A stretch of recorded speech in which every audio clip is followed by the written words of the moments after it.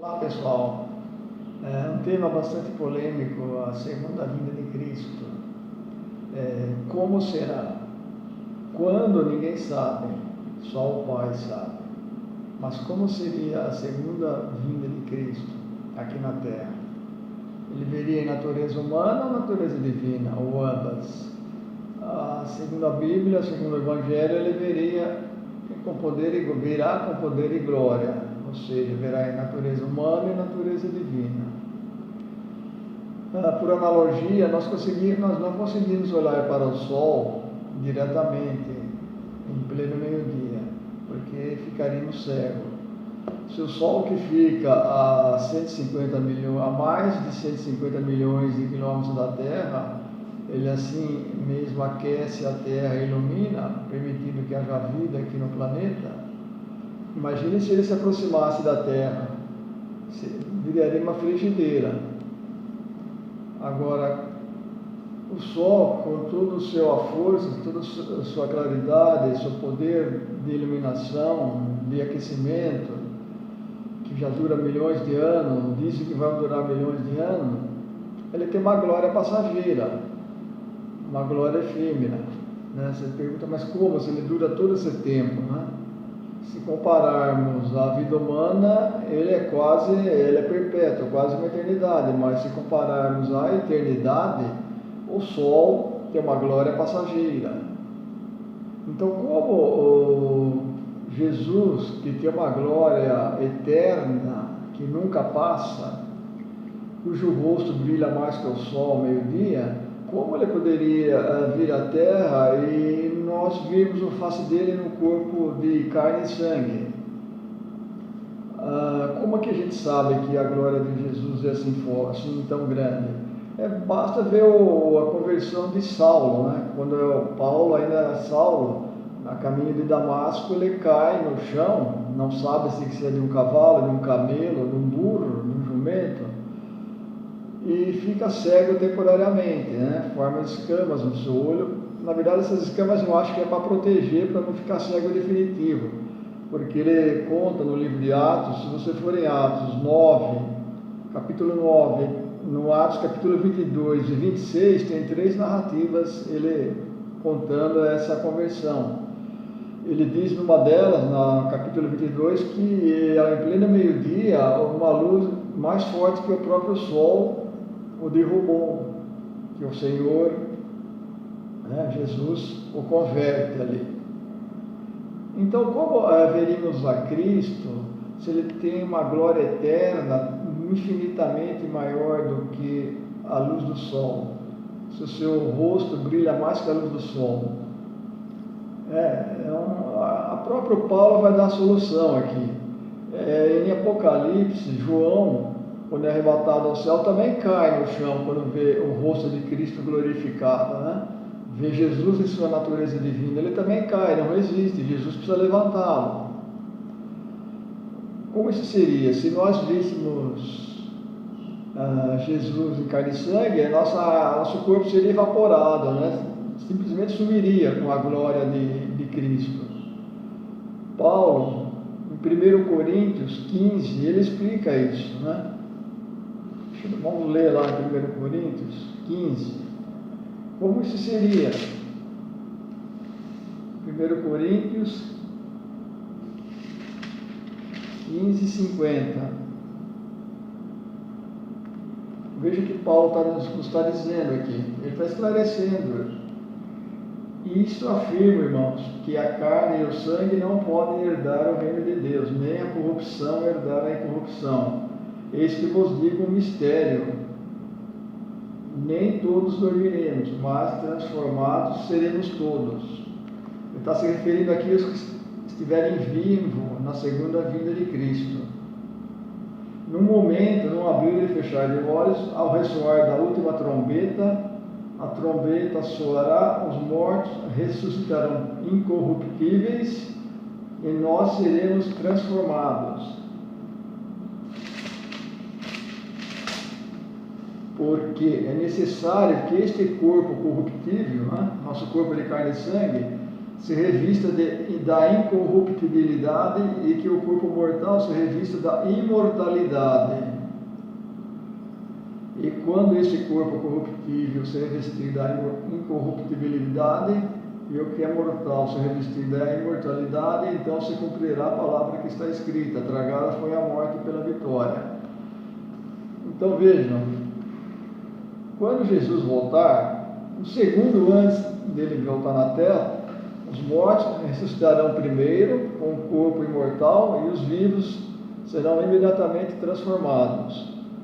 Aí sim poderemos ver o rosto de Cristo, num corpo incorruptível, num corpo imortal já. É a única maneira de podermos ver a glória de Cristo, ver seu rosto glorificado, já que o rosto dele brilha muito mais que o sol. Sua glória é infinita. Agora, Apocalipse 1:7 diz que todo olho verá. Como também isso é possível? Se a terra é redonda, tem pessoas que trabalham no subsolo de edifícios, tripulações de submarino, teria que todo mundo ver ao mesmo tempo, né? A profecia está dizendo que todo olho verá, e a vinda dele será como um relâmpago do Oriente ao Ocidente, rasgando o céu. Como isso é possível?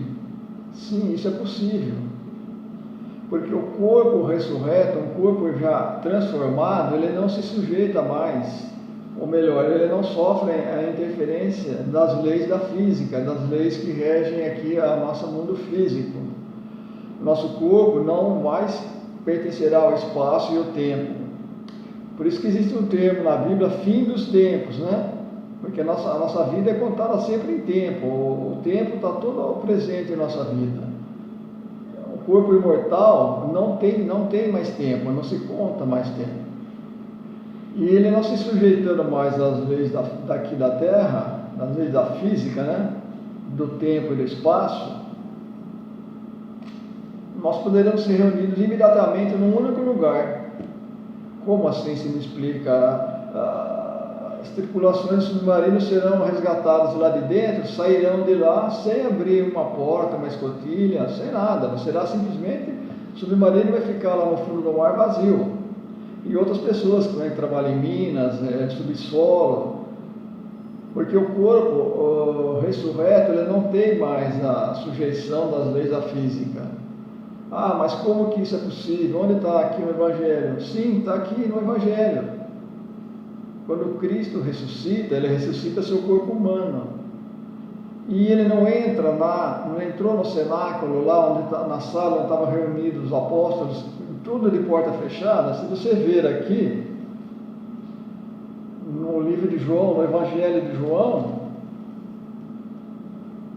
tem duas narrativas lá no capítulo 20, em que Cristo entra nesse ambiente sem abrir porta, nem janela, não precisa mais. Entra e sai sem precisar abrir nada. Vamos ver aqui no capítulo 20. Jesus aparece aos discípulos, olha, ao cair da tarde daquele dia, o primeiro da semana, trancadas as portas da casa onde estavam os discípulos, com medo dos judeus, veio Jesus, pôs-se no meio e disse-lhes: paz seja convosco. E dizendo isto, lhes mostrou as mãos ao lado. Alegraram-se, portanto, os discípulos ao verem o Senhor. Disse-lhes, pois, Jesus, outra vez: paz seja convosco, assim como o Pai me enviou, eu também vos envio. Aí tem outra sequência, né? Vamos na outra descrição aqui. Ele aparece novamente no mesmo capítulo 20 de João, do Evangelho de João, versículo 26. Passados 8 dias, estavam outra vez ali reunidos os seus discípulos e Tomé com eles. Né? Tomé é aquele que queria ver Jesus para acreditar que ele tinha ressuscitado. Estando as portas trancadas, olha de novo, menciona claramente, as portas trancadas, veio Jesus, pôs-se no meio e disse-lhes: paz seja convosco. Então vejam bem, O corpo ressurreto, ele não se sujeita mais às leis da física, ao tempo, espaço. Entra no ambiente e sai do ambiente aqui fechado, não precisa abrir porta, nada. Assim acontecerá no último dia. Mesmo que a terra seja redonda, de pessoas trabalhando no subsolo ou tripulações submarinas, todos serão arrebatados ao mesmo tempo, porque o corpo imortal ele não tem mais tempo e espaço. Então Jesus poderá reunir todo mundo num único lugar ao mesmo tempo, numa fração de segundo. E todos verão a face dele, todos, será cumprida cabalmente, literalmente, Apocalipse 7, e todo olho verá imediatamente. Se alguém pensa que Jesus vai vir na terra e você vai olhar com o nosso corpo de carne e sangue, você está muito enganado. Isso não é impossível. Jesus virá em sua natureza humana e divina.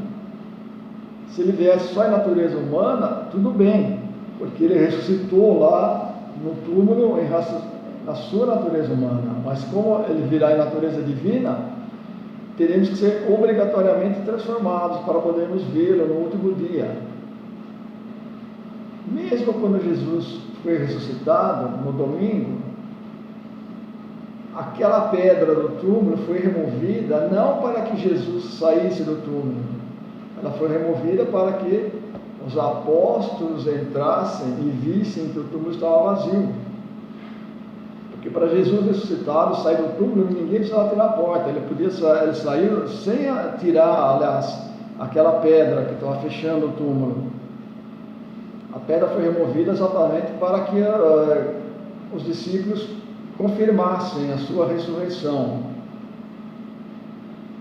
Tanto é que Maria Madalena, a primeira pessoa a ver Jesus ressurreto, não o tinha reconhecido, porque o seu corpo estava ressuscitado, já estava em corpo humano, né? Estava um corpo jovial. A ressurreição, ninguém vai ressuscitar e ter um corpo de 80, 90 anos, nem uma criança de 5, 6 anos. No último dia, os mortos e os que estiverem vivos no último dia serão transformados com um corpo jovial, um rosto sem ruga, sem pé de galinha, sem defeito. Não será uma pessoa, morreu com 100 anos, vai ressuscitar com bengalinha, nhen.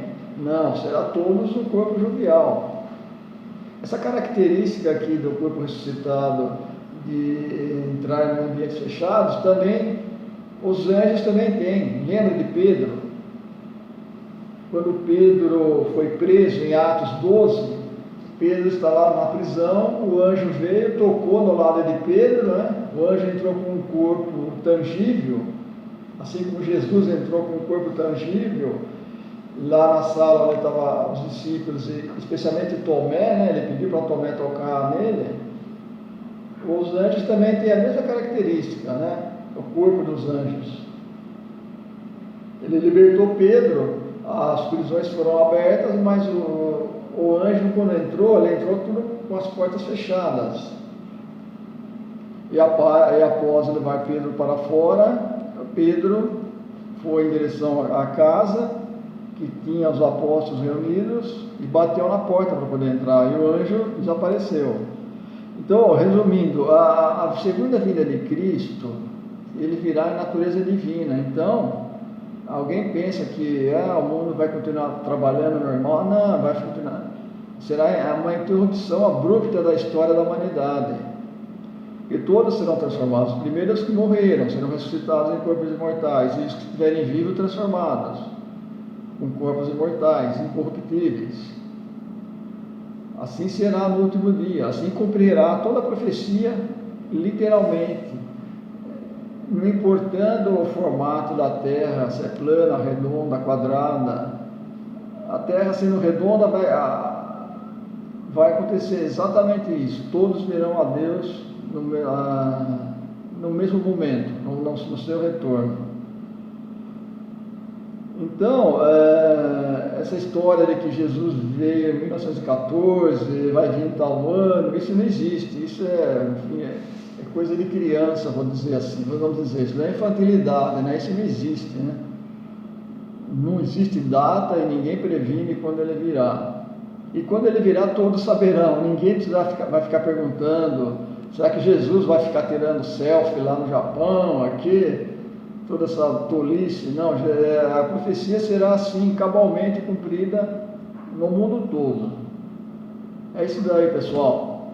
Um abraço a todos.